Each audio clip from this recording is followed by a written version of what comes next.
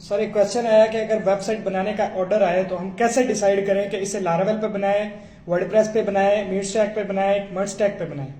अच्छा, वेबसाइट जब भी बनानी है ना तो सबसे पहले देखा जाता है कि उसकी फंक्शनैलिटीज क्या क्या है। ठीक है, तो अगर तो आपकी फंक्शनैलिटीज वर्डप्रेस की या शॉपिफाई या किसी ऐसे भी सीएमएस की फंक्शनैलिटी के अंदर फॉल कर रही हैं तो बेस्ट चॉइस ये है कि आप वर्डप्रेस पे या शॉपिफाई पे बनाएं। इसका फायदा ये होता है, लोग इसको यूज करने से कतराते हैं, लेकिन इसका फायदा ये होता है कि जब आपकी वेबसाइट गूगल पर जाती है तो गूगल पर जल्दी इंडेक्स हो जाती है, थोड़ी फास्ट होती है, आपको ज्यादा मेहनत नहीं करनी पड़ती।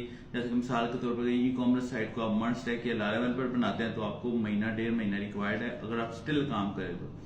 उसकी बनस्बत अगर आप उसको मर्जस्टैक की बजाय अगर आप उसको वर्डप्रेस पे या शॉपिफाई पे बनाते हैं तो थोड़ा टाइम रिक्वायर्ड है। तो प्रायोरिटी ये रखें कि अगर वेबसाइट की रिक्वायरमेंट्स किसी बिल्ट इन सीएमएस के अंदर फॉलो कर रही है तो फिर उसको उसके अंदर ही बना लिया जाए, क्या ताकि आपको उसका सपोर्ट बहुत अच्छा मिल जाए और आपके बजट में भी, आपके क्लाइंट के बजट में भी आ जाए। फिर उसके बाद अगर वेबसाइट की रिक्वायरमेंट बहुत बड़ी है कि लाइक कोई ई कॉमर्स का प्रोजेक्ट मिल गया है, वेंडर बेस्ड प्रोजेक्ट मिल गया है, कोई क्लाउड बेस्ड सॉफ्टवेयर बनाना है या कुछ इस तरह की है, देन आपकी प्रायोरिटी मर्जस्टैक या मीनस्टैक होना चाहिए।